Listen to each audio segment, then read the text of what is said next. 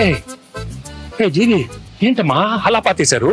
మా వైజాగ్ బీచ్ లో లోపల ఇసుక లోపల ఇలా ఏంటమ్మా?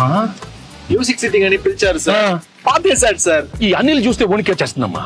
ఏదో ఒకటి అడుగుతాడు. నాకు తెలిసి పటాస్ అప్పుడు బానే ఉన్నాడు సార్. మీరే బాగా ప్యాంపర్ చేశారు. నేను పాడతా దగ్గర నుంచి ఈయన్ని పాతేసే దాకా తీసుకొచ్చారు. సార్ సార్ సార్ సార్ ఏంటి ఏంటి ఏంటి సార్, సార్, సార్, అక్కడ చూడండి.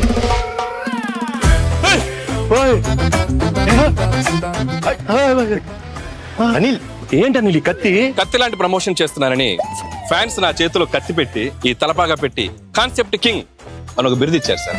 కానీ ఈ కత్తి చూడగానే ముహూర్తం రోజు ఒక కత్తి లాంటి ఒక వైరల్ ఐడియా చేయాలని, కానీ ఎన్ని ఐడియాలు నేనే ఇవ్వాలి? ఒక ఐడియా మీరు ఇవ్వచ్చు కదా. కత్తి లాంటి ఐడియా ఇస్తానమ్మా. అప్పుడు కత్తి మీ చేతిలో ఉండాలి sir. Can I know that idea sir? I'm very curious. All the best. You want ideas? Yes, come on. Nice idea.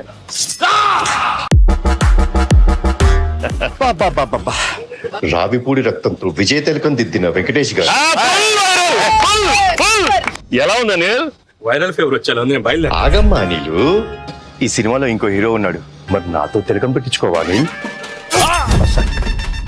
వీర తిలకం అమ్మాయిలు కదా పెట్టాలి. ఇద్దర్లో ఒక్కడ పెట్టండి ప్లీజ్. ఇద్దరం పెడతాం.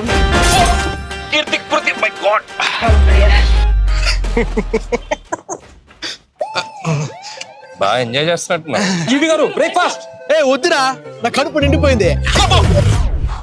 ఎంత రాయలసీమ బ్యాక్ డ్రాప్ అయితే మాత్రం మరీ అంత రక్తపాతం అవసరమా? మనది ఫ్యామిలీ బ్యాక్ డ్రాప్ ప్లీజ్.